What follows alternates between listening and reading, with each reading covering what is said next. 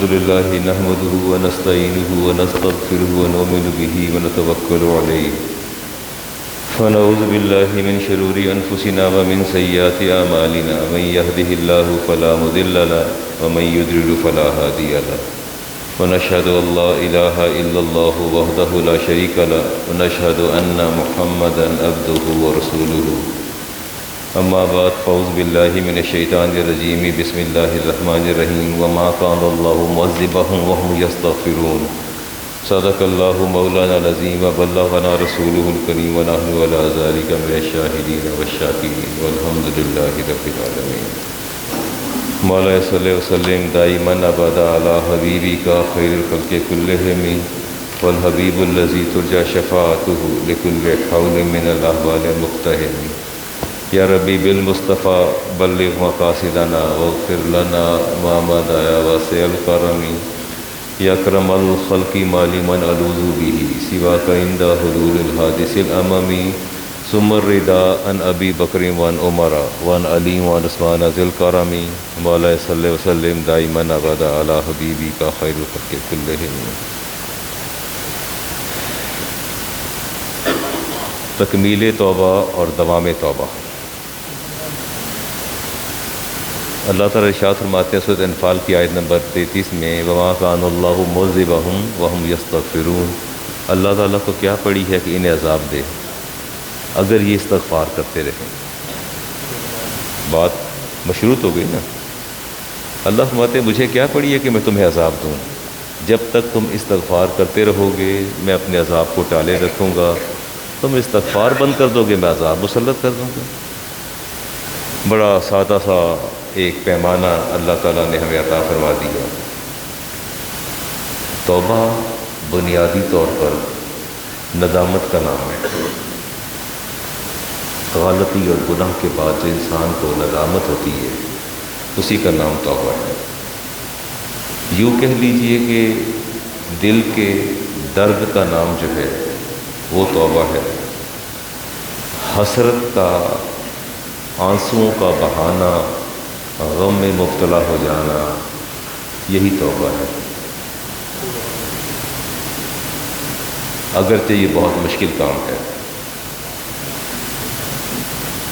Doctor اگر یہ خبر دے دے مجھے یا آپ میں سے کسی کو کہ آپ کو ایسی بیماری لاحق ہو گئی ہے جو لا علاج ہے، کوئی ایسی بیماری، آپ اس کو کچھ بھی سمجھ لیں، اگر ایسی خبر ہمیں دے دے ڈاکٹر تو یقیناً میرے اور آپ کے درد میں کئی گنا اضافہ ہو جائے گا.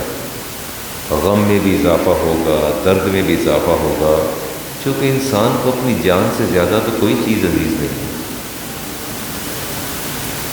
لا علاج بیماری کا لاحق ہونا تو دور کی بات ہے.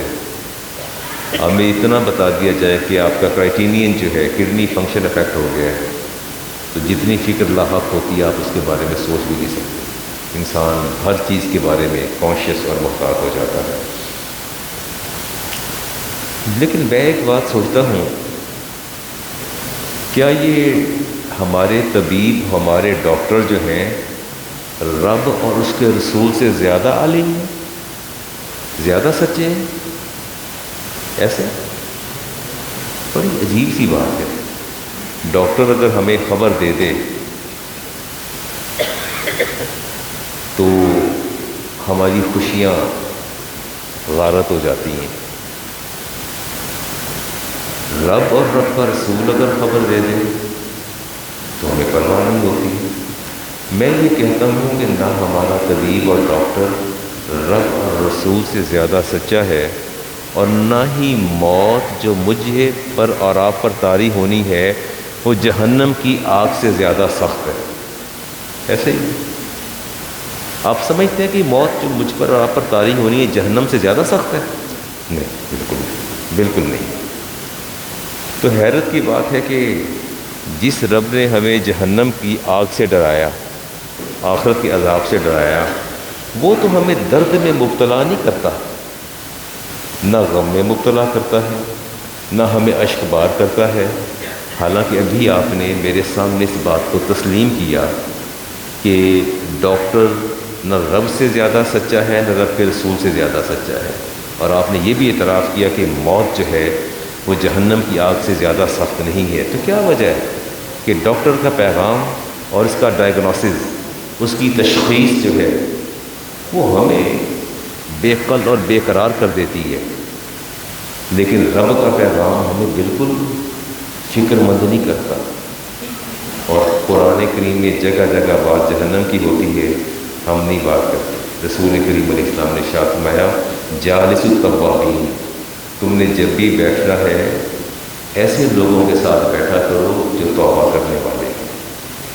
اور فرمایا فَإِنَّهُمْ أَرَقُّ أَفْئِدَةً، ان کے پاس بیٹھو گے تو تمہارے دل زیادہ نرم ہو جائیں گے۔ ایسے لوگوں کے پاس جو اللہ سے توبہ کرتے رہتے ہیں، اپنے فرائض کی پابندی کرتے ہیں۔ ابھی ہمارے دوست فاضل صاحب ہیں، یہ جا کے فلمی ڈائریکٹرز کے ساتھ بیٹھ جائیں، بڑے بڑے ٹائکونس کے ساتھ بیٹھ جائیں، پھر کہیں کہ میرے دل میں اللہ کا خوف پیدا نہیں ہو رہا، مجھے آخرت سے ڈر نہیں لگ رہا، تو کیسے لگے گا؟ یہ خوف اور ڈر اس وقت پیدا ہوگا جب آپ ان لوگوں کے ساتھ بیٹھیں گے جو توبہ کرنے والے ہوں گے، رب سے ڈرنے والے ہوں گے۔ انسان ماحول کا محتاج ہوتا ہے، انسان ماحول کا محتاج ہوتا ہے۔ بنی اسرائیل کے نبی نے اللہ تعالیٰ سے سوال کیا کہ یا اللہ، میں دیکھ رہا ہوں کہ برسوں سے یہ بندہ توبہ کر رہا ہے اور عبادت بھی کر رہا ہے، لیکن اس پر مجھے توبہ کے اثرات ظاہر ہوتے نظر نہیں آئے۔ تو اللہ تعالیٰ نے ارشاد فرمایا اگر ارض و سما والے سارے اکٹھے ہو کے اس بندے کی سفارش کریں تو آپ نے فرمایا کہ میں تب بھی اس کی توبہ قبول نہیں کروں گا۔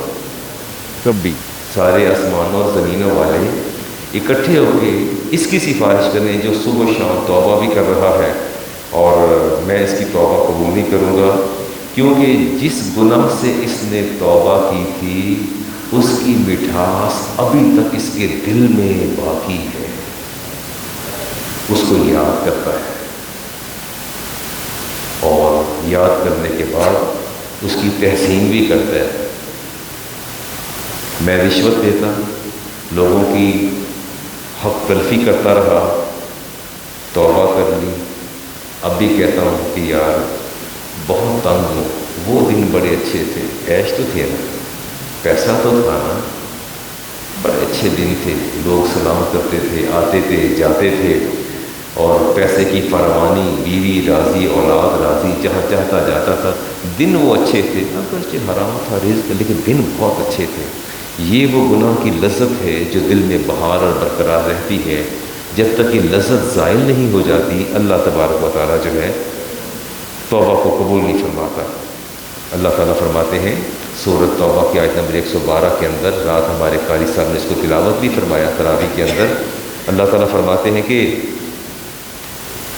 التائبون، حقیقی مومن کی پہچان۔ اچھا، اب میں اور آپ سارے حقیقی مومن ہیں، ایسے ہی ہے نا؟ میں تو نہیں کہتا میں مومن نہیں، میں تو کہتا میں مومن ہوں، آپ کو بھی دعویٰ مومن کا۔ اللہ فرماتے ہیں حقیقی مومن کون ہے؟ التائبون، وہ ہر وقت ہی توبہ کرتے رہتے ہیں، ہر وقت ہی توبہ کرتے رہتے ہیں۔ فرمایا والعابدون، اور اپنی عبادت کو نہیں چھوڑتے، اپنے فرائض کو نہیں چھوڑتے، والحامدون، اور ہر وقت اللہ کی تعریف کرتے رہتے ہیں، ہر وقت اللہ کی حمد کرتے رہتے ہیں، السائحون، اور روزے رکھتے رہتے ہیں، والراکعون، الراکعون، اور رکوع کرتے رہتے ہیں، الساجدون، سجدے کرتے رہتے ہیں، الآمرون بالمعروف، اچھی بات کا حکم دیتے ہیں، والناہون عن المنکر، بری بات سے روکتے رہتے ہیں، والحافظون لحدود اللہ، اور اللہ کی حدوں کی حفاظت کرتے ہیں۔ دوبارہ سنیے گا، اب یہ سن کے نا تو آپ نے کاؤنٹ کرنا ہے کہ آیا میں اس کیٹیگری میں فال کرتا ہوں؟ نمبر 1 تائبون، ہم توبہ کرنے والے ہیں، ایسا کہیں کہ علامہ صاحب الحمدللہ ہیں، اور جہاں نہیں ہے وہاں ہو جائیں گے۔ اب جب اس مسجد سے باہر جائیں گے تو پھر انشاءاللہ ہم ہو جائیں گے۔ اور عابدون، عبادت کرتے ہیں آپ؟ الحمدللہ کرتے ہیں جی۔ الحامدون، اللہ کی حمد بیان کرتے ہیں؟ بالکل بیان کرتے ہیں۔ السائحون، روزے رکھتے ہیں؟ یا روزے کے ساتھ بیٹھے ہیں، یہ بھی ہم اس کیٹیگری میں فال کرتے ہیں۔ الساجدون، سجدے بھی کرتے ہیں، الراکعون، رکوع بھی کرتے ہیں، الآمرون بالمعروف، اور اچھی بات کا حکم دیتے ہیں آپ؟ نہیں تو اگر کسی کی مونچھیں اتنی بڑی ہوں کہ یہاں تک آ رہی ہوں، بڑی بڑی مونچھیں ہوں، تو آپ اسے کہتے ہیں کہ یار یہ قص الشوارب، اللہ کے رسول نے منع فرمایا ہے کہ مونچھیں جو ہیں وہ گھٹاؤ، چھوٹی کرواؤ، اور آپ نے فرمایا جب تم پانی پیتے ہو تو یہ مونچھیں جو ہیں تمہارے پانی کے اندر، مشروب کے اندر جاتی ہیں تو تمہارا جو ہے وہ پانی مکروہ ہو جاتا ہے۔ تو کیا آپ نے کبھی کسی سے کہا؟ نہیں، آپ نے یہ بات نہ کریں، آپ نہیں کہیں گے۔ آپ نے کہنا ہے مچھاں او دیاں میں نے کی لگ گئے، مچھاں او دیاں منہ او داتے میں نے کی لگ گئے۔ پھر آپ کیوں کہہ رہے ہیں کہ میں ہم آمرون بالمعروف کی ہم بات کیوں کریں؟ پھر ہم مصلحت کیش لوگ ہیں، مصلحتوں کا شکار لوگ ہیں، اپنا فرض تو پورا کریں، اپنی بات تو پوری کریں۔ آپ اپنا فرض پورا کریں، اس کو ناگوار گزرے گا، ڈزنٹ میٹر، اللہ تو راضی ہوگا، اللہ کا حبیب تو راضی ہوگا کہ میں نے وما علیہ الا البلاغ المبین، میں نے میسج کنوے کر دیا ہے، اس کی مرضی ہے گھٹائے یا بڑھائے، جو میرے ذمہ کام تھا وہ میں نے اپنے ذمہ کام کر دیا، میں اس کی ڈیٹیل میں نہیں جاتا۔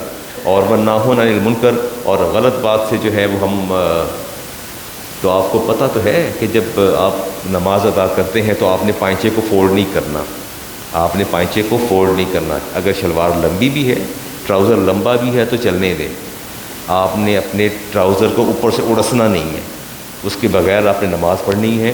اس میں کراہت ہے، اس میں کیا ہے؟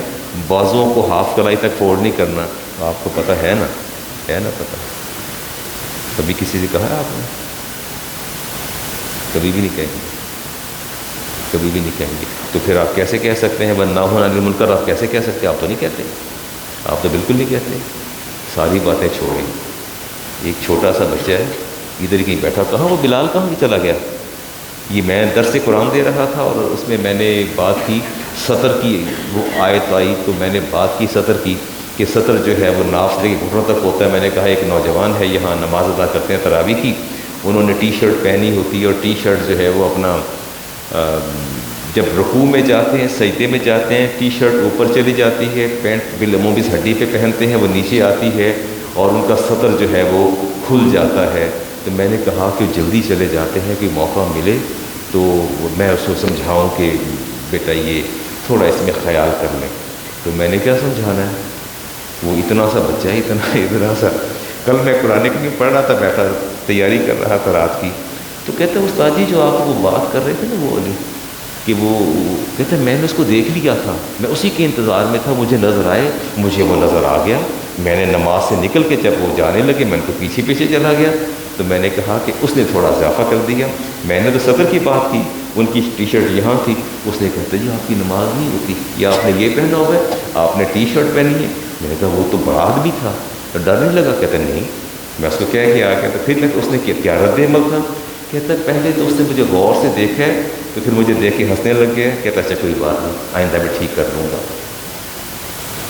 آپ نے بات پر غور نہیں کیا، اتنا سا بچہ، اس کی اخلاقی جرت آپ دیکھیں، اس کی اخلاقی جرت دیکھیں، اس کے ذہن میں ایک ہی بات تھی کہ مجھے اپنے رب اور رسول کو راضی کرنا ہے۔ میرے استاد نے بات کی ہے، اس کی نمازیں خراب ہو رہی، اس کو نہیں پتہ چل رہا تو میں اس کو بتا دوں۔ نیکسٹ ٹائم وہ ٹھیک تھے، بالکل ٹھیک تھے۔ تو آپ اور میں کیا امر بالمعروف کرتے ہیں؟ نہیں کرتے، یہاں میں آپ سے اتفاق نہیں کروں گا، نہ نہیں عن المنکر کرتے ہیں۔ بار طور کی بات یہ ہے کہ بندے کی صرف تواب، اللہ کی تواب ہے، بندہ تائب ہے، توبہ ضمیر کی بیداری کا نام ہے، اور سیلف اکاؤنٹیبلٹی کہہ لیں یا سیلف ریکٹیفیکیشن کا آپ فرما لیں۔ توبہ کی میکینزم تو نہیں ہے نا کہ اس میکینزم کو اڈاپٹ کریں گے تو آپ کی توبہ ہو جائے گی، توبہ میکینزم نہیں، یہ بات یاد رکھیے گا۔ رسول کریم علیہ السلام نے ارشاد فرمایا، آپ نے ارشاد فرمایا لو اوتیت الدنیا وما فیہا، اگر اللہ تعالیٰ مجھے یہ ساری دنیا دے دے اس ایک آیت کے بدلے، ایک آیت کے بدلے پوری دنیا، اور وما فیہا خالی دنیا نہیں، جو اس کے ایسٹس ہیں، جو اس کے خزانے ہیں، وہ سارے اللہ مجھے اس آیت کے بدلے عطا فرما دے، ما سرنی بہذہ الآیہ، میں اس آیت کے بدلے وہ نہیں لوں گا جتنی یہ آیت مجھے خوش کرتی ہے۔ وہ آیت کون سی ہے پتہ ہے؟ یہ امام محمد بن حنبل کی میں حدیث لی، 23,362 نمبر ہے، آیت ہے سورہ زمر کی آیت نمبر 53، قل یا عبادی الذین اسرفوا، اے میرے بندو جب تم سے کوئی زیادتی ہو جائے علی انفسہم، کوئی گناہ کر بیٹھو، کوئی زیادتی کر بیٹھو، فرمایا لا تقنطوا من رحمت اللہ، لیکن میری رحمت سے مایوس نہ ہونا۔ آپ کی توجہ میری طرف ہے۔ فرمایا کتنے بڑے سے بڑا گناہ بھی ہو جائے، میرے نبی نے فرمایا کہ اللہ تعالیٰ اس ایک آیت کے بدلے مجھے پوری کائنات بھی دے دیتا، اس کی دولت دے دیتا، میں قبول نہ کرتا کہ یا اللہ یہ آیت جو تو نے مجھ پر نازل فرمائی ہے نا، اس کا متبادل مجھے نظر نہیں آ رہا، اس کا نعم البدل نہیں نظر آ رہا۔ آیت کیا ہے؟ لا تقنطوا من رحمت اللہ ان اللہ یغفر الذنوب جميعا، بے شک تمہارا رب سارے گناہوں کو معاف کر دیتا ہے۔ یہ ہے فرمایا اس آیت کے بدلے میں کبھی اس کائنات کی دولت بھی نہ لوں، کبھی میں کمپرومائز نہ کروں اس آیت پہ کہ اللہ کیا فرماتے ہیں؟ ان اللہ یغفر الذنوب جميعا، اللہ تمہارا، اب جمی کا لفظ آ گیا ہے، نہ میرے رب نے اس میں کبائر کی بات کی ہے نہ صغائر کی بات کی ہے، اللہ نے کوئی اس کو ڈفرینشیٹ نہیں کیا۔ فرمایا میں سارے گناہ معاف کر دوں گا۔ وہ کیسے کرے گا؟ یہ بات طے شدہ ہے کہ بخشش اس کے فضل و کرم سے ہے، بخشش اس کے فضل و کرم پہ۔ اللہ فرماتے ہیں سب گناہ معاف کروں گا، انہ هو الغفور الرحیم۔ انہیں بتائیے کہ ان کا رب بڑا غفور اور بڑا رحیم ہے، انہیں خبر دیجئے۔ فرمایا قرآن کریم کی اس آیت کے بدلے میں قطعاً جو ہے میں کائنات کی دولت کو بھی قبول نہیں کروں گا۔ رسول کریم علیہ السلام نے ارشاد فرمایا۔ اچھا میں اس حدیث سے پہلے تھوڑی سی اور بھی بات کر لوں جی۔ نماز کب فرض ہوئی تھی؟ 10 سال۔ روزہ کب فرض ہوتا ہے؟ 15 years. Keep in your mind, یہ فاسٹنگ جو روزہ جو ہے، آپ چھوٹے چھوٹے بچوں کو روزہ رکھواتے ہیں، اچھی بات ہے، پریکٹس کروانی چاہیے ضرور۔ سیدنا عمر فاروق فرماتے ہیں کہ ہم نے چھوٹے چھوٹے بچوں کو روزے رکھواتے، چھوٹے سے برات 10 11 12 سال کے بچوں کو روزہ رکھواتے، پھر سارا دن کا دل بہلاتے، ان کا دل بہلاتے تاکہ گھر سے پریکٹس ہوتی۔ آپ بھی تو اپنی صاحبزادیوں کو روزہ رکھواتے ہیں، چھوٹی چھوٹی بچی ہیں روزہ رکھتی ہیں، وسیم صاحب کی صاحبزادی ہیں، تو وہ رکھواتے ہیں، پھر گڑیا لا کے دینی، ان کو کھلونے لا کے دینے، ان کو مینٹلی جو ہے ان کو جو ہے مصروف رکھنا۔ تو روزہ جو ہے ویسے جو فرض ہے 15 سال، تو کیا میں نے اور آپ نے 15 سال کے بعد جتنی عمر ہے کیا پورے روزے رکھے ہیں؟ نہیں، یہاں انشاءاللہ نہیں آئے گا۔ Time has gone. میں 66 پلس میں جا رہا ہوں، 65 پلس میں جا رہا ہوں، تو کیا میں نے 15 سال کی عمر سے روزے رکھنے شروع کر دی؟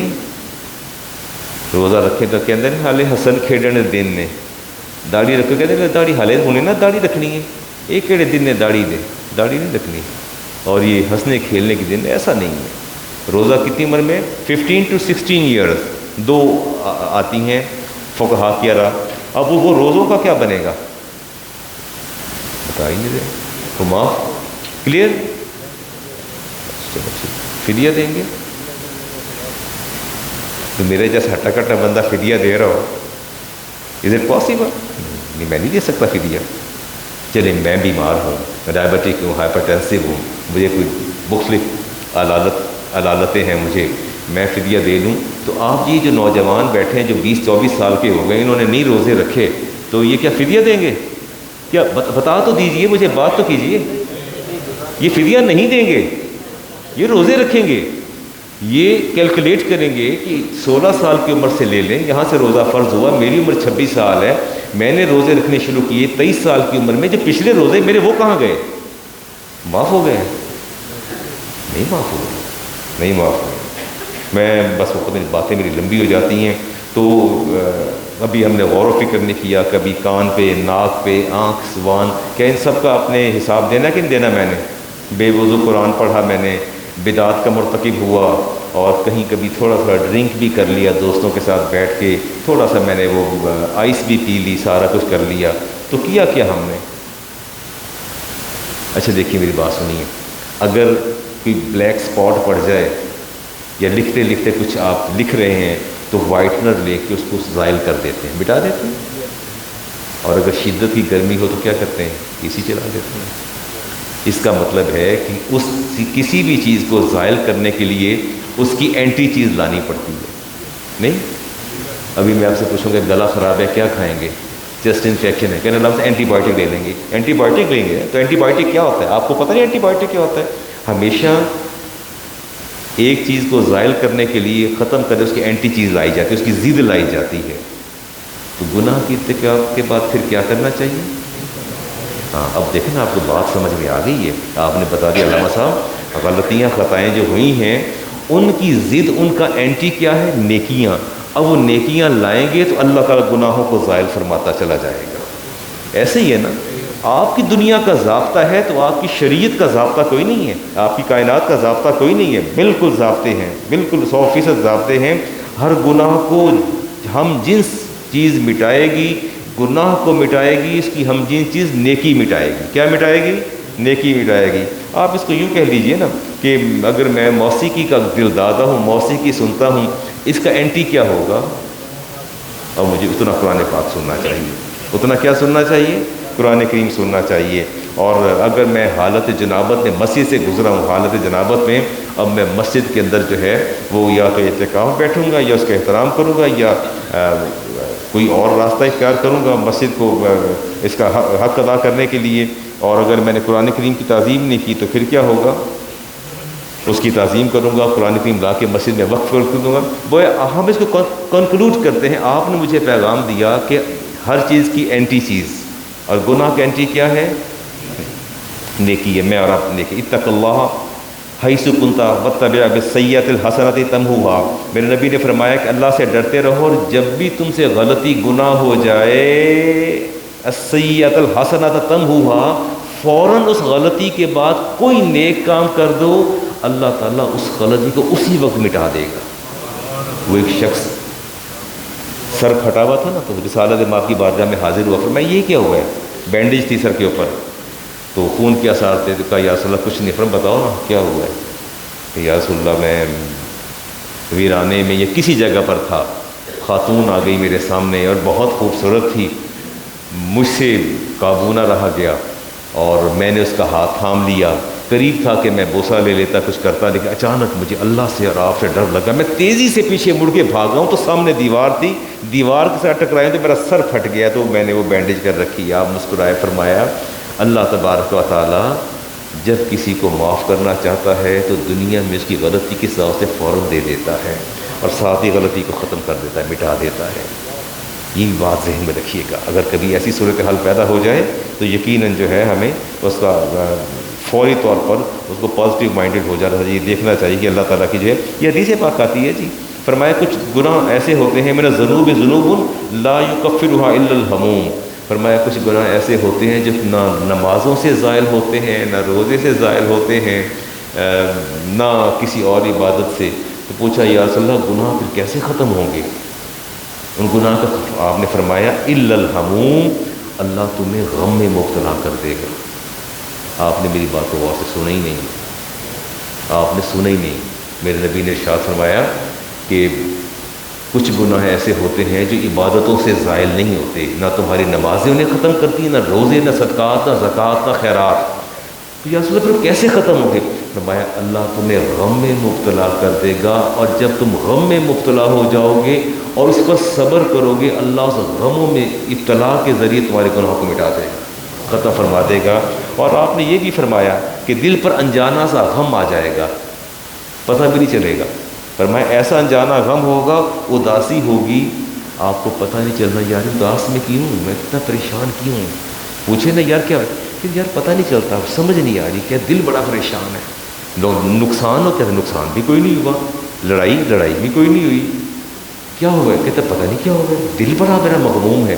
میرے نبی نے فرمایا جب ایسی کیفیت طاری ہو جاتی ہے، اصل میں تمہارے وہ گناہوں کا خلاف اور ظلمت ہوتی ہے، جسے اللہ تبارک و تعالیٰ تمہیں غم میں مبتلا کر کے تمہارے گناہوں کو معاف فرما دیتا ہے. دیکھیے گا گر تو نہیں گیا بیٹا کوئی؟ کہا دیکھو یہ مائک گرا تو نہیں؟ چیک کر لیجیے، میری طرف توجہ دیا کریں یار، آتا ہے میں نے دیکھا کریں. یہ دیکھیے نا حدیث کے الفاظ پڑھ دیتا ہوں. اذا کثرت ذنوب العبدی، جب بندے، یہ حدیث کے الفاظ سنیے گا توجہ کے ساتھ. فرمایا اور اس کی راویہ کون ہے؟ عائشہ صدیقہ طیبہ طاہرہ. اور نقل کس نے کی ہے؟ امام احمد بن حنبل نے. فرمایا میرے نبی نے فرمایا اذا، مجھے سید عائشہ فرماتی مجھے میرے نبی نے فرمایا اذا کثرت الذنوب العبدی، جب بندے کے گناہوں کی کثرت ہو جاتی ہے، ولم تکن لہ اعمال تکفرها، اور اس کا کوئی ایسا عمل نہ ہو جو اس کو مٹا سکے، کیا ہوتا ہے ادخل اللہ علیہ الہموم، اللہ اسے غم میں مبتلا کر دیتا ہے۔ کہاں مبتلا کر دیتا ہے؟ غم میں مبتلا کر دیتا ہے۔ فتکون کفارۃ لذنوبہ، اور وہی غم اس کے گناہوں کا کفارہ بن جاتا ہے۔ کبھی غم زدہ ہو تو پریشان نہ ہوا کرے، اللہ تعالیٰ ان گناہوں کے بدلے آپ کے اس غم کے بدلے آپ کے گناہوں کو معاف کر دیتا ہے۔ جی اللہ تعالیٰ کی ضرورت کس وقت ہوتی ہے؟ آپ کو اللہ تعالیٰ کی حاجت کب ہوتی ہے؟ کئی علامہ صاحب ہر وقت دیکھیے، میں رسالت امام سے پوچھا گیا کہ سب سے اچھی حالت والا بندہ کون ہے جس کی کنڈیشن بہت اچھی ہو؟ ہمارے پیمانے ڈفرینٹ ہیں، تو آپ نے ارشاد فرمایا سب سے اچھی حالت والا بندہ وہ ہے جسے ہر وقت اپنے رب کی حاجت ہوتی، ضرورت ہوتی۔ پوچھا یا رسول اللہ وہ کیسے؟ تو آپ نے ارشاد فرمایا کہ اگر گناہ کا ارتکاب کرتا ہے تو دعا کرتا ہے یا اللہ میرے گناہ پہ پردہ ڈال دے، کسی کو پتہ نہ چلے۔ جب گناہ کرتا ہے تو کیا کہتے ہیں؟ یا اللہ، پہلی بات یا اللہ پردہ ڈال دے، اور جب گناہ کر کے فارغ ہو جاتا ہے تو کہتے ہیں یا اللہ میں توبہ کرتا ہوں، توبہ کو قبول فرما لینا۔ اور تیسری بات جب توبہ کر لیتا ہے تو کہتے ہیں یا اللہ مجھے آئندہ اس گناہ سے محفوظ رکھنا، آئندہ اس گناہ سے مجھے محفوظ رکھنا۔ اور چوتھی بات وہ یہ کہتے ہیں یا اللہ تو مالک ہے، توبہ قبول کر لے اور توبہ کو دوام عطا فرما دے، توبہ کو ہمیشہ قائم اور دائم رکھ دے۔ چلے جی اب دیکھ اسپیکر کی طرف آئیے جی، آپ کو فرشتوں کی بات سناتے ہیں۔ پھر نبی نے ارشاد فرمایا کہ اللہ کے چار فرشتے، اللہ کے چار فرشتے جب فجر طلوع ہوتی ہے اور شفق اور رات جب ڈھلتی ہے، سورج غروب ہوتا ہے، چار فرشتے چار آوازیں لگاتے ہیں۔ چار فرشتے، یہ اب سنیے گا ذرا، میں حدیث آپ کے سامنے رکھ رہا ہوں جی، توجہ دیجیے گا۔ کنز العمال کی روایت ہے، اور فرمایا فرشتے آپس میں کلام کرتے ہیں۔ یقول احدہما، ان میں سے ایک دوسرے سے کہتا ہے یا لیت ھذا الخلق لم یخلقوا، ہائے کاش یہ بندے پیدا ہی نہ ہوتے، یہ کیوں پیدا ہو گئے ہیں؟ جب دیکھو گناہ، جب دیکھو ظلم، جب دیکھو زیادتی، جب دیکھو حق تلفی، دوسروں کی دل آزاری، دوسروں کی تکلیف میں مبتلا کرنا۔ وہ کہتا ہے کاش یہ بندے پیدا ہی نہ ہوتے، ھذا الخلق لم یخلقوا ویقول الآخر۔ اب دوسروں سے کیا جواب دیتا ہے؟ یا لیتہم، ہائے افسوس ہے کاش، اذا خلقوا، اگر پیدا ہو ہی گئے تھے، عالموا ماذا خلقوا، اتنا تو پتہ چلا لیتے کہ رب نے پیدا کیا کیوں ہے، یہ تو پتہ چلا لیتے نا۔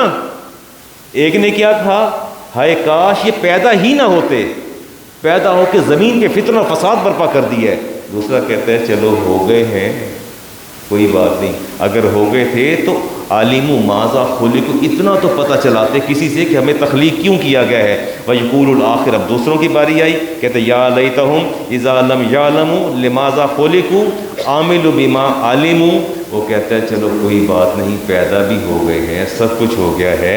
اذا لم یعلموا، اگر نہیں جانتے تھے لماذا خلقوا، ہمیں اللہ نے کیوں پیدا کیا ہے، عاملوا بما علموا، جتنا پتہ چل گیا تھا اس پر عمل تو کر لیتے، یہ تو وہ بھی نہیں کرتے، یہ تو وہ بھی نہیں کرتے۔ ایسا ہے نا؟ ایسا ہے۔ تو کیا مجھے اور آپ کو جو پتہ ہے ہم عمل کرتے ہیں؟ بہت سی چیزوں کا پتہ ہے، میں 31 سال سے دعائیاں دے رہا ہوں ممبر پر بیٹھ کے، پھر بھی جب غلطی اور خطا کو دیکھتا ہوں تو پھر مجھے تکلیف ہوتی ہے۔ کاش ہمیں پتہ چل جائے کہ ہم کیوں پیدا ہوئے، اور اگر پیدا ہوئے جتنا علم ہے اتنا عمل تو کر جائیں۔ سیدنا عمر فاروق رضی اللہ تعالیٰ عنہ، آپ کے پیچھے ایک نوجوان نمازی بڑی کثرت سے جسٹ لائک یو انگائے، بڑا نماز کا پابند تھا۔ ماحول انسان کو خراب کرتا ہے، سوسائٹی خراب کرتی ہے، نہیں کرتی سوسائٹی خراب؟ سوسائٹی خراب ہوئی، انہوں نے سے کہا کہ یار ٹیسٹ تو کرو نا ذرا، کیا فرق پڑتا ہے؟ ڈرنک کر رہے تھے کہ ٹیسٹ تو کرو، کچھ نہیں ہوتا، ایک گھونٹ سے کیا فرق پڑتا ہے؟ دوست آپ کو آئس کا ایک کش لگوائیں گے. اب تو مجھے بتاتے ہیں کہ پتہ نہیں کس چیز کے فلیور آ گئے ہیں کہ 360 فلیور ہیں. وہ کیا چیز پیتے ہیں بچے؟ وہ 5G ویوز پیتے ہیں. مجھے فخر سے بتا رہا تھا تو بچہ بیٹھا تھا, کہتا ہے علامہ صاحب وہ اس کی دوسرے بھائی کے بارے میں بتا رہا تھا کہ اس کی طبیعت ٹھیک نہیں, اڑ کے گلے پڑ رہے ہیں, اصل میں 3-4 دن سے اسے ویوز میسر نہیں آئی. تو میں نے پوچھا یہ کیا ہے؟ انہوں نے اس کی وہ قصیدے پڑھے کہ میں بیٹھا بیٹھا طلبگار ہو گیا کہ نہ جانے یہ کیا چیز ہے ایسی, میں بھی طلبگار ہوا تو ہے کیا چیز جس کی اتنے قصیدے پڑھے. انہوں نے کہا علامہ صاحب 360 فلیور اس کے اندر آ چکے ہیں. میں نے کہا سبحان اللہ, اس کو تو جنت میں بھی ہونا چاہیے. یہی دنیا میں 360 فلیور کے ذائقے تم چکھ رہے ہو. بس وہ ماحول انوائرمنٹ انسان کو خراب کرتا ہے. اس نوجوان کو شراب پہ لگا دیا, 1 گھونٹ 2 گھونٹ, نماز پہ نہیں آتا تھا. سیدنا عمر فاروق نے پوچھا کہ اس کا پتہ تو چلاؤ, وہ آ کیوں نہیں رہا؟ لوگوں نے کہا یار امیر المومنین وہ تو اس وقت چین ڈرنکر ہے, وہ تو پیتا ہے. آپ نے فرمایا ادھر آؤ, کاغذ قلم لاؤ میرے پاس. آپ نے کاغذ لیا اور قلم لیا اور لکھنا شروع کیا, اور آپ نے لکھا کہ یہ خط جو ہے, یہ تحریر جو ہے عمر ابن خطاب کی طرف سے فلاں بن فلاں کی جانب, امیر المومنین کی جانب. اور پھر آپ نے اس کو لکھنے کے بعد لکھا سلام. اس کے بعد دیکھا کہ تمہارا رب ہے ہی تعریف کے قابل, اللہ کی ثنا کی, اپنے نبی کی تعریف کی, اور اس کے بعد 2 باتیں لکھیں. وہ کیا باتیں لکھی تھیں؟ غافر الذنب و قابل التوب شدید العقاب. فرمایا نبی عبادی انی انا الغفور الرحیم. یہ 2 آیات لکھی, ایک سورۃ ہجر کی لکھی اور دوسری آیت آپ نے سورۃ مومن کی لکھی.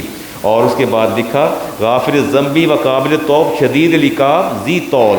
اللہ تعالیٰ گناہ بخشنے والا ہے, توبہ قبول کرنے والا ہے, لیکن سزا بھی دینے والا ہے, مگر اس سے بڑھ کر احسان کرنے والا ہے. لکھا کہ امیر المومنین تمہارا مسجد نبوی میں تمہاری نمازوں کا انتظار کر رہے ہیں. خط بند کیا, صحابہ سے کہا آؤ اپنے بھائی کے حق میں دعا کریں, آؤ اپنے بھائی کے حق میں دعا کریں. اور دعا کی یا اللہ ہمارے اس بھائی کو اس برائی سے نجات عطا فرما دے. بڑی جامع معنی آپ نے دعا کی, اور دعا کرنے کے بعد خط بھیجا. وہ قاصد جب خط لے کے گیا تو کہتا ہے جی میں نے دیکھا کہ وہ بار بار رو رہا تھا اور خط پڑھ کے تحریر پڑھ رہا تھا کہ امیر المومنین نے کیسی بات لکھ دی, کیسی آیت لکھ دی کہ میرا رب گناہوں کو بخشنے والا ہے, معاف کرنے والا ہے, عذاب بھی دینے والا ہے, لیکن احسان عذاب سے بڑھ کر کرنے والا ہے. روتا جا رہا تھا, توبہ کر کے مسجد نبی میں حاضر ہو گیا. میں اکثر کہا کرتا ہوں راہ راست پہ آنے کے لیے درستی اور سختی ہی کافی نہیں ہوتی. بسا اوقات آپ کا کلام جو ہے کسی کے دل پر لگی گرہ بھی کھول دیتا ہے. میں لیتا ہوں جی ایک روایت, امام قشیری فرماتے ہیں کہ میرے دوست محمد بن عبد الوہاب ثقفی وہ مجھے بیان کرتے ہیں کہ میں ایک دن نکلا تو جنازہ جا رہا تھا. جنازہ بڑا عجیب تھا. اچھا, امام قشیری اور داتا گنج بخش رحمۃ اللہ تعالیٰ دونوں ہم زمانہ ہیں, ایک ہی زمانے میں, 1000 سال پہلی بات کر رہا ہوں. تو فرماتے ہیں کہ میرے دوست محدث تھے, عبد الوہاب ثقفی بہت بڑے محدث تھے. فرماتے ہیں کہ انہوں نے جنازہ دیکھا اور 2 بندوں نے جنازے کو آگے سے اٹھا رکھا ہے, 2 پائے, لیکن پیچھے ایک عورت ہے, عورت بھی عمر رسیدہ ہے, اس نے کندھے پہ جنازہ اٹھا رکھا. وہ کہتے ہیں کہ میں دوڑ کے آگے ہوا تو خاتون کو میں نے پیچھے کر دیا, خاتون کو میں نے پیچھے کیا اور خود میں نے جنازے کو کندھا دیا. پیچھے میں اکیلا تھا اور میں سوچتا جا رہا تھا کہ بڑی حیرت کی بات ہے کہ یہ کیسا جنازہ ہے, پتہ نہیں کیا مسئلہ تھا کہ جنازے میں بندہ ہی کوئی نہیں ہے, صرف 2 اور ایک خاتون ہے. کہتے ہیں ہم چلے گئے, جانے کے بعد اس کی تدفین کی قبرستان میں ہم تینوں نے جنازہ پڑھا. جنازہ ادا کر کے ہم نے وہاں جا کے دعا کی, تدفین کی. میں نے اس خاتون سے پوچھا یہ تو بتاؤ بھلا یہ کون تھا؟ اس نے کہا یہ میرا بیٹا تھا, کوئی 22-23 سال کا. اس سے کیا ہوا, تیرے جس محلے میں آپ رہتی ہیں کیا وہاں سے جنازہ پڑھنے کوئی نہیں آیا؟ تو وہ کہتے نہیں کوئی نہیں آیا. وجہ کیا ہے؟ اس نے کہا نہ پوچھو تو بہتر ہے, پہلے بتا دیں. عبد الوہاب ثقفی فرماتے ہیں کہ میں نے اسے پوچھا, اس نے کہا کہ اصل میں میرا ہی بیٹا یہ مخنث تھا, نہ مرد تھا نہ عورت تھا. ان کو پتہ لگ گیا, انہوں نے ساری زندگی میرے بیٹے پر نفرتوں کے تیر برسائے. کہتی میں تم سے ایک سوال کرتی ہوں, تم محدث ہو, مجھے ایک بات تو بتاؤ, اس کے جنم دینے میں میرا کتنا قصور ہے اور اس کے پیدا ہونے میں اس کا کتنا قصور ہے؟ صرف مجھے یہ بتا دو کہ پوری زندگی میرے بیٹے کو انہوں نے تختہ مشق بنا کے رکھا، رسوائیاں سمیٹ کے، شکستگیاں سمیٹ کے، محرومیاں سمیٹ کے، آج میرے بیٹے کی نماز جنازہ کا وقت آیا ہے تو یہ لوگ بحث کر رہے ہیں بستی کے لوگ کہ آیا مخنث کا جنازہ پڑھنا ہے یا نہیں پڑھنا۔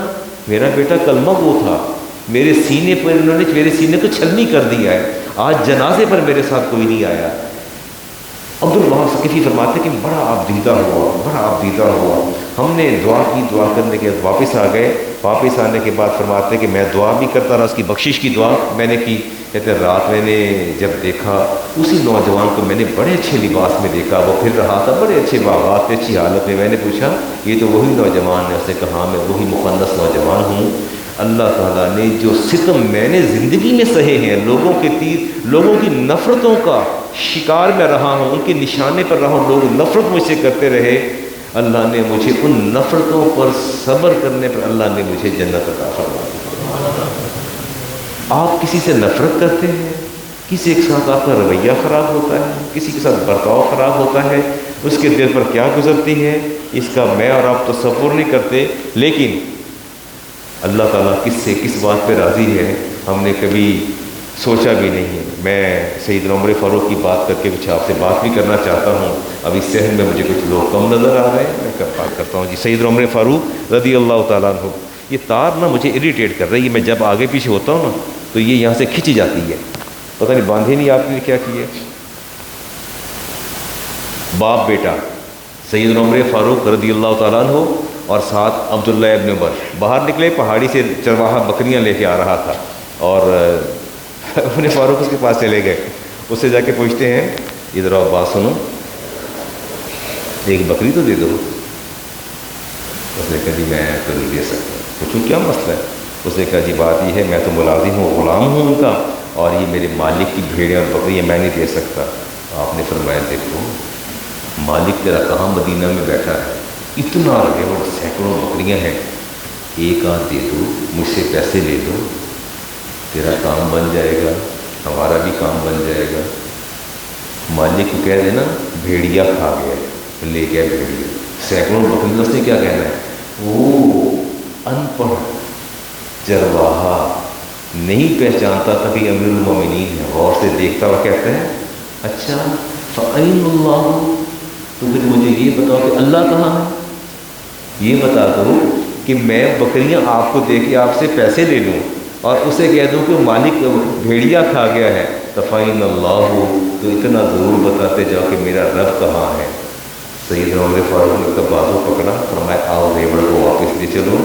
اس کے مالک کے پاس تشریف لے گئے اور کہا کہ اسے آزاد کر دو، اس کی قیمت میں دے دوں گا۔ قیمت اسٹیٹ نے دی اس غلام کو آزاد کرنے کی۔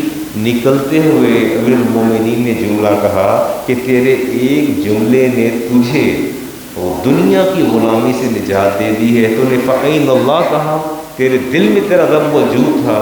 فرمایا میرا وجدان یہ کہتا ہے کہ قیامت کو یہی تیرا ایک جملہ تجھے جہنم سے بھی آزاد کر دے۔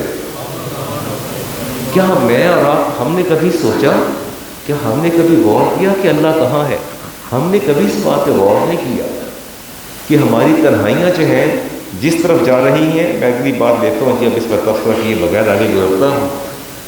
آپ امیر المومنین عمر فاروق فرماتے ہیں نظر تو فی حاضر عمری فجعلت دنیا، میں نے ایک معاملے پر بڑا غور کیا ہے۔ فرماتے معاملہ کیا ہے؟ وہ در بالآخراتی، جب میں دنیا کی حاصل کرنے کا ارادہ کرتا ہوں تو میری آخرت میرے ہاتھ سے جاتی ہے۔ جب میں دنیا کا ارادہ کرتا ہوں تو آخرت ہاتھ سے جاتی ہے۔ وَإِذَا أَرَدْتُ الْآخِرَةَ، اور جب آخرت کا ارادہ کرتا ہوں تو دنیا میرے ہاتھ سے جاتی ہے۔ آپ سے پوچھا تو پھر کیا کرتے ہیں آپ؟ دنیا کے پیچھے بھاگتا ہوں، اس کو حاصل کرتا ہوں، مال و دولت پیسہ، تو آخرت جاتی ہے۔ آخرت کے پیچھے بھاگتا ہوں تو دنیا جاتی ہے۔ پوچھا کیا کرتے ہیں؟ تو کہتے ہیں ہا کذا فأدر بالفانیہ، کہتے ہیں میں کچھ بھی نہیں کرتا، میں دونوں کا کمپیریزن کرتا ہوں، دیکھتا ہوں جو فانی ہے اس کو چھوڑ دیتا ہوں، جو ہمیشہ رہنے والی اسے اڈاپٹ کر لیتا ہوں۔ آپ کو میری بات سمجھ میں آ گئی؟ دونوں میں بقا کس کو ہے اور فنا کس کو ہے؟ جواب آپ دے دیں۔ نہیں دینا، بس پھر بیٹھ کر درود پاک پڑھیں۔ جواب جو نہیں دینا، آپ نے فرمایا کہ دنیا کے پیچھے بھاگتا ہوں تو میری آخرت جاتی ہے، آخرت کے پیچھے آتا ہوں تو میری دنیا جاتی ہے۔ پوچھا کیا کرتے ہیں؟ فرمایا کہ ساری توجہ اس چیز کی طرف دیتا ہوں جو نہ ختم ہونے والی ہے۔ کیا؟ ہاں، اب آپ کو سمجھ میں آ گئی، ٹھیک ہو گیا جی؟ کہ آپ قریب قریب ہو جائیے جی۔ یہ میرے بچے آپ کے پاس آ رہے ہیں، اللہ تعالیٰ کیا فرماتے ہیں جی قرآن کریم کے اندر؟ انما یامر مساجد اللہ من آمن باللہ والیوم الآخر۔ اللہ تعالیٰ فرماتے ہیں مساجد کو وہی لوگ آباد کرتے ہیں جو لوگ کیا کرتے ہیں جی؟ اللہ پر ایمان لاتے ہیں۔ اور آباد کرنے سے مراد ہے آپ جمعہ پڑھنے آئے، آپ مسجد کو آپ نے آباد کر دیا، یہ آباد ہو گئی؟ نہیں تو یہ جو 2.25 لاکھ بل آیا وہ کون دے گا؟ اب بات تو کریں، یہ تو کوئی بات نہ ہوئی کہ میں نے قرآن کریم کی آیت پڑھی، آپ کے سامنے رکھی، آپ جواب سورۃ توبہ کی آیت نمبر 18 پڑھی ہے۔ اچھا، یا تو اس کہیں کہ وہ سامنے وہ بن رہا ہے ہمارا اسلامک سینٹر، یہ آباد ہو رہی ہے؟ آپ نے سنگ و خشت کا نام مسجد رکھا ہے، دور و دیوار کا نام رکھا ہے، اس کی دیکھ بھال نہیں ہے۔ اس کے جو امپلائی ہیں who will pay them، ان کو کون پے کرے گا؟ یہ 1,60,000 بل آ گیا تو کون پے کرے گا؟ میں تو خود غریب آدمی ہوں، پینشن ہولڈر ہوں، میرے پاس خود کچھ نہیں ہے، میں تو اپنا گزارا مشکل سے کرتا ہوں۔ میں تو خود کہتا ہوں کہ جب کوئی نکاح آتا ہے خدمت کرتا ہوں تو میرا سرکل چل جاتا ہے، آپ سے کوئی خدمت کرتے تو میرا سرکل چلتا ہے۔ آپ کے ساتھ ایسا نہیں ہے، آپ الحمدللہ کھاتے پیتے لوگ ہیں۔ نہیں یقین آتا تو بچہ بھیج کے یہ ویڈیو بنا لیں، باہر گاڑیاں کھڑی ہیں، دیکھیں کتنی لائنیں گاڑیوں کی لگی ہیں۔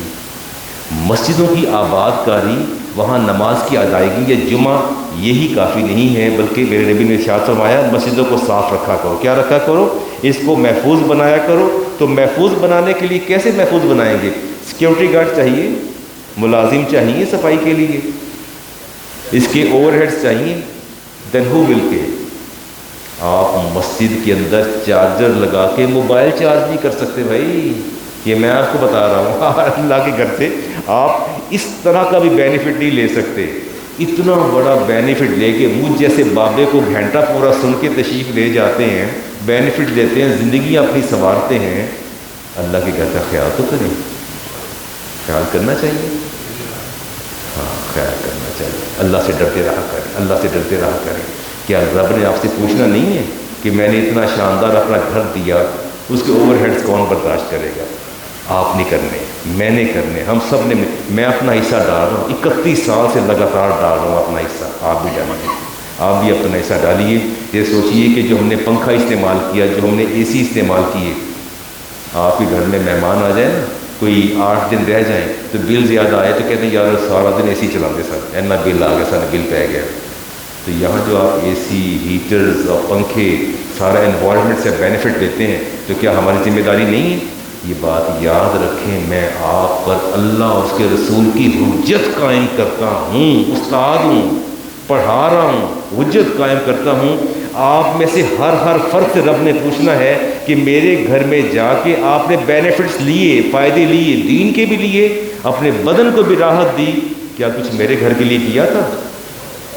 آپ کو جواب دینا ہے، جتنا ہو خالی ہاتھ رہا کریں۔ جب آ جائے آپ کے پاس بچے آ جائیں، یہ دونوں بچے حافظ قرآن ہیں، پتہ ہے آپ کو؟ یہ دونوں حافظ قرآن ہیں۔ ایک قبرستان میں حافظ قرآن دفن ہو جائے، اللہ تعالیٰ 40 سال تک عذاب اٹھا لیتا ہے۔ وہ ڈونیشن کے لیے آپ کے پاس آتے ہیں اور آپ انہیں خالی ہاتھ بھیج دیتے ہیں، کمال کرتے ہیں۔ اور کس کے لیے تقاضا کرتے ہیں؟ اللہ کے گھر کے لیے۔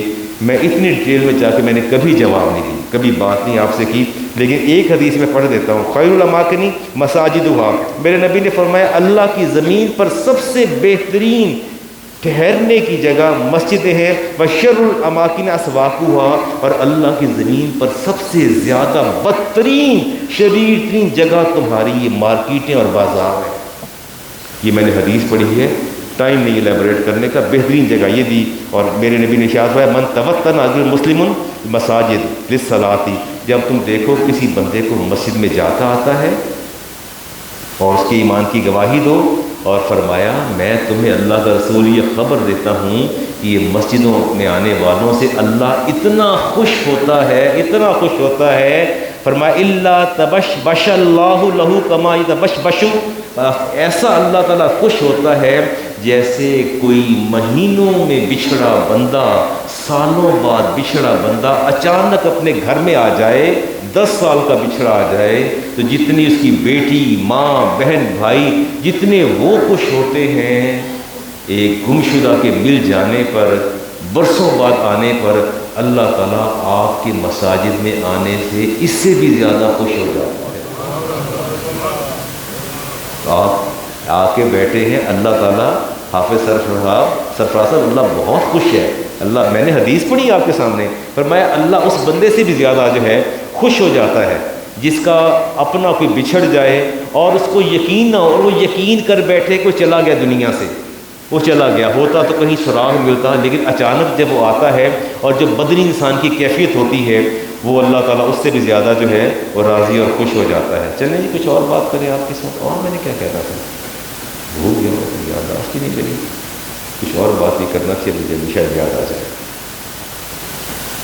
ہاں، امام حاکم کی حدیث، بخاری کی شرائط، وہ کاہٹ تو نہیں ہو رہی، بس اس حدیث کے بعد پھر جو ہے میں کوئی مسائل ایک دو بیان کر کے بات کو ختم کرتا ہوں۔ جی حبیب ابن حارث، میں پہلے حدیث بارہا سنا چکا ہوں، رسالت امام علیہ السلام کی بارگاہ میں حاضر ہوئے اور بیٹھ گئے، بیٹھے شام ڈھلی، پوچھا حبیب کیا بات ہے، بڑی دیر سے بیٹھے ہو، کچھ کہنا چاہتے ہو؟ کہ یا رسول اللہ کچھ کہنا چاہتا ہوں۔ جب کہو کہ آقا انی رجل مقر للذنوب، میں تو ایسا بندہ ہوں گناہ کرنے سے باز ہی نہیں آتا، گناہ کرنے سے مقر للذنوب، تکرار سے گناہ کرتا ہوں، بڑے گناہ کرتا ہوں۔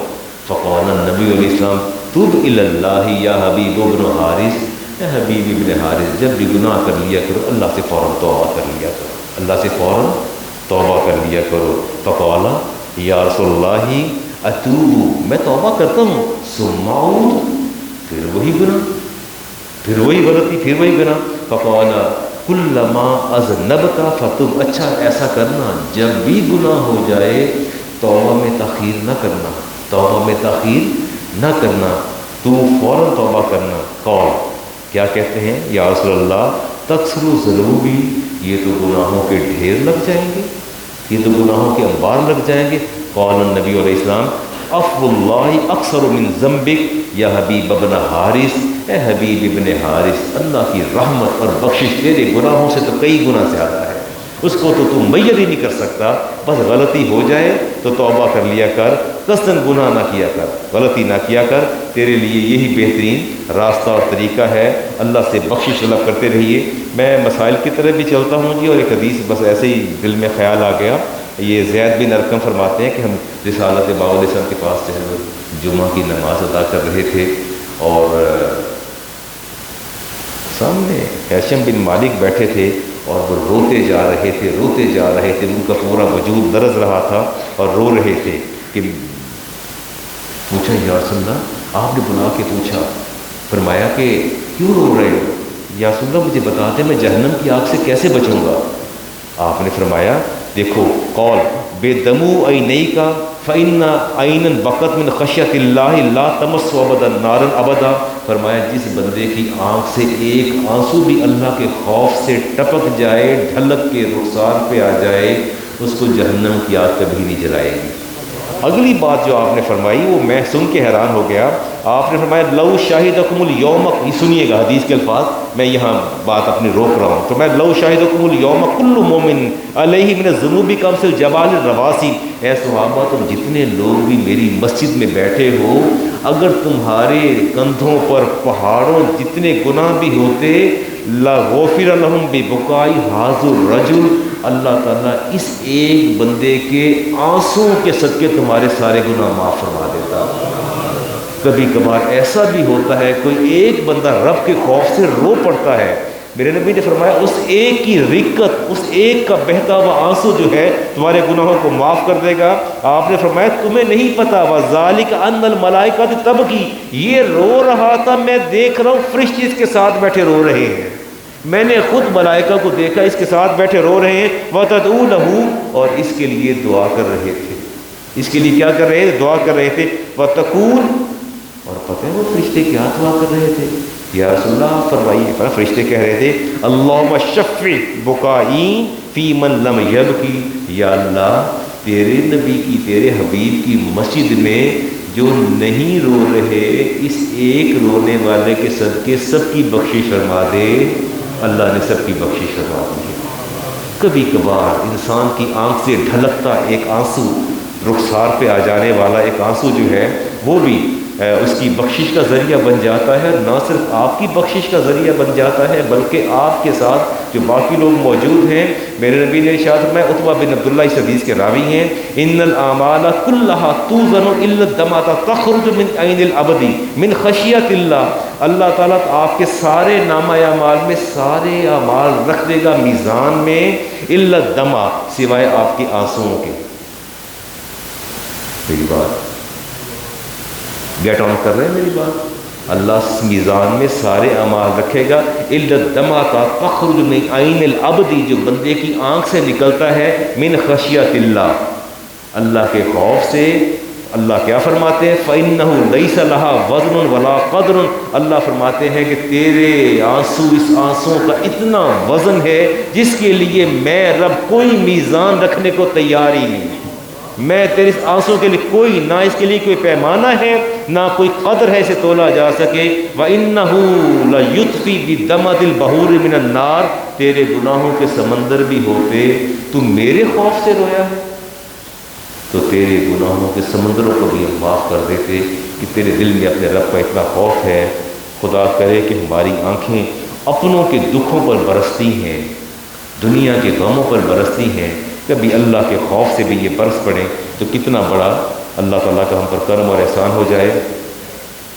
میں دیکھتا ہوں جی فدیہ وغیرہ آپ لوگ ادا کرتے ہیں، اس کا آپ نے پیمانہ کیا مقرر کر رکھا ہے؟ بس ابھی 4-5 منٹ بات کر کے اب ختم کرتے ہیں۔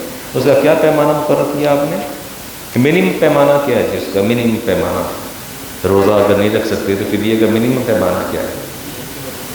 300 روپیز، یا یوں کہہ لیں کہ 2 کلو آٹا، تو کیا رک جائے 2 کلو آٹا پر؟ Is it sufficient? دیکھ لیں، اللہ تعالیٰ تو کچھ اور فرماتے ہیں، وَلَلَّذِينَ يُطِيقُونَهُ فِدْيَةٌ طَعَامُ مِسْكِينٍ فَمَن تَطَوَّعَ خَيْرًا، اللہ فرماتے ہیں 2 کلو آٹا نہیں، اگر میں نے زیادہ دیا ہے، فَمَن تَطَوَّعَ خَيْرًا، میں رب تمہیں حکم دیتا ہوں، سورہ بقرہ میں تمہیں حکم دیتا ہوں، پھر 2 کلو آٹا نہیں، 4 کلو کھجور، 4 کلو جو، 4 کلو کشمش۔ Pin drop silence, pin drop silence, قبرستان کا خاموشی چھا گئی ہے۔ کوئی تو ہوتا مرد مجاہد کہتا الحمدللہ علامہ صاحب well switch from 2 kg wheat flour, ہم سوئچ کریں گے علامہ صاحب، ہمیں رب نے دیا ہے، میں 2 کلو آٹے کی قیمت دینا سمجھتا ہوں کہ میری شان کے لائق نہیں ہے، جو رب نے رزق دیا ہے مجھے، میں سوئچ کروں گا 4 کلو کس پہ؟ جو پہ، 4 کلو کھجور پہ، یا 4 کلو کشمش پہ۔ کہتے ہیں اللہ راضی ہو جائے گا۔ میں اتنی بات تو کہیں، اب مجھے ایک بتائیں کہ میں غریب آدمی ہوں، میں روزہ نہیں رکھ سکا، میں پینشن ہولڈر ہوں، آپ مجھے بتائیں میں بھی 300 روپیہ دے رہا ہوں 2 کلو آٹے کی، اور جن کی لینڈ کروزرز BMW باہر کھڑی ہیں وہ بھی DHA میں رہنے والے بھی 300 روپیہ دے رہے ہیں، 2 کلو آٹا دے رہے ہیں، بحریہ میں رہنے والے، سوسائٹیوں میں رہنے والے، لینڈ کروزرز والے، BMW والے، ویگو ڈالوں والے، وہ بھی 300 دے رہے ہیں، میں غریب بھی 300 دے رہا ہوں۔ یہ ڈائیورسیفیکیشن جو ہے، یہ ڈائیورسٹی جو ہے، میرے نبی نے اس لیے پیدا فرمائی کہ اللہ نے جس کو جتنا دیا ہے، چلے مجھ سے تو آپ چھپا لیں گے اللہ، بس ساڈے کو تو ہے ہی کچھ نہیں، اللہ سے چھپا لیں گے؟ چھپائیں گے؟ نہیں چھپا سکتے نا، تو مجھ سے وعدہ کریں اس ڈائیورسیفیکیشن پہ آپ عمل فرمائیں گے۔ ہر بندہ اگر فدیہ دے گا، صدقہ فطر دے گا، اپنی حیثیت کے مطابق دے گا۔ وعدہ کیجیے میرے ساتھ، اللہ علامہ صاحب رب دیکھ رہا ہے ہمیں، ہمارا رب دیکھ رہا ہے، ہمارے رسول میں دیکھ رہے ہیں، انشاءاللہ ہم میں سے جو بھی صدقہ فطر دے گا یا فدیہ دے گا وہ اپنی حیثیت کے مطابق دے گا، کہ رب نے جتنا دیا ہے، کہ میں قیمت ہی بتاتا ہوں، کہ 4 کلو کھجور کتنے کی آتی ہے جی؟ جو کتنے کا آتا ہے؟ اب دیکھیں نا، یہ 4 کلو کھجور آ رہی ہے 2800 روپے کی، 2800 جو میرے پاس ریٹس ہیں، تو 2 کلو آٹا آتا ہے 300 کا، اس کی جگہ 2800 دینا پڑے کہ دل نو ہاتھ جا نہیں پہنتا ہے، ہاتھ پہنتا دل نو، بڑا مشکل کام ہے، مشکل کام ہے۔ تو جنت آسان ہے؟ جنت تو تلواروں کے سائے تلے ہے۔ چلیں جی، اللہ تعالیٰ آپ کے لیے آسانیاں پیدا کرے۔ بھائی 1-2 باتیں اور سن لیجیے، 1-2 باتیں۔ اچھا، جو لوگ ہم میں سے فوت ہو گئے ہیں، ان پر روزے رہ گئے تھے، ان کا کیا کرنا ہے؟ میرے والد صاحب کا انتقال ہو گیا، روزے رہتے ہیں، تو کیا کریں؟ فدیہ دیں گے یا وہ جانے ان کا کام جانے؟ نہیں تو پراپرٹی تو میری ہے، وراثت میں نے لے لی ہے، قبضہ میں نے سارا کچھ کر لی ہے۔ ابھی ابا جان جو ہے ان کا جسد خاکی موجود تھا، تو میں نے گھڑی فوراً اتار لی ہے، اور انگوٹھی بھی میں نے اتار لی ہے، کہ میں نے ابا جان سے زندگی میں کہا تھا، ابا جی میں نے بڑی چنگی لگ دی ہے، تو یہ میرا حق ہے، باپ کی نشانی میرے پاس ہے، تو یہ بڑا میرا حق ہے، تو یہ نشانی رکھو تاکہ ہر بابا کی یاد آتی رہے مجھے۔ فدیہ کون دے گا؟ اولاد دے گی ہے، نماز کا بھی دینا چاہیے۔ رسول ترمذی کی، امام ترمذی کی روایت ہے، ابن عمر اس کے راوی ہیں، قول نبی علیہ السلام من مات علیہ الصیام، تم میں سے کوئی فوت ہو جائے، صیام شہر، اس پر رمضان کے روزے ہوں، نہ رکھ سکے، فلیطعم عنہ مکان کل یوم مسکینا، تو اس کو چاہیے کہ ہر روزے کے بدلے مسکین کو 2 وقت کا، اپنے باپ ماں بیوی بیٹے جو بھی ہے اس کا کھانا کھلائے، 2 وقت کا کھانا۔ اور کتنا کھلانا ہے؟ کتنے؟ اگر کھانا نہیں کھلانا تو پیسے دینے، کیا دینے؟ کتنے؟ 300 اپنی حیثیت کے مطابق، ٹھیک ہو گیا ایسے؟ بس روزہ ٹوٹنے کے لیے کوئی ضابطہ قاعدہ ہے جی؟ اچھا، کل مجھے نا ڈاکٹر صاحب کا فون آیا، ہمارے دوست ہیں، وہ پوچھ رہے تھے کہ وہ چیسٹ کنجیشن ہے، سٹیم لینی ہے، سٹیم، اور دوسرے مرحلے پر انہوں نے پوچھا کہ وہ انہیلر لینا ہے، تو کیا خیال ہے، الاؤ کر دیا جائے انہیلر یا سٹیم الاؤ کر دی جائے؟ نہیں، روزہ جاتا رہے گا؟ انہوں نے مجھے کہا کہ وہ علامہ صاحب آپ منع کر رہے ہیں کہ وہ یہ سٹیم نہیں لینی اور اس کے بعد انہیلر نہیں لینا، تو یہ سارا دن سانس لیتے ہیں، تو سانس بھی تو اندر جاتا ہے باہر آتا ہے، تو سٹیم بھی تو وہی ہے، لیکن آپ کے علم میں ہے انہیلر کے اندر میڈیسن ہوتی ہے، پتہ ہے آپ کو؟ میڈیسن نہیں ہوتی انہیلر کے اندر، سٹیم کے اندر بھی آپ وکس یا کوئی نہ کوئی چیز ڈال دیتے ہیں۔ رسالت امام علی صاحب جب روزہ کھولتے تھے تو فرماتے تھے الحمدللہ میری اندر ساری رگیں اللہ نے تر فرما دی ہیں۔ جب آپ سٹیم لیتے ہیں یا انہیلر لیتے ہیں، آٹومیٹکلی ویپرز اندر جاتے ہیں، اندر والا حصہ تر ہو جاتا ہے، روزہ جاتا رہتا ہے۔ آپ سنتے ہیں، ادا فرما دیجیے، انشاءاللہ پھر کوئی فردر بات کریں گے اگلے جمعہ کو۔ صدقہ فطر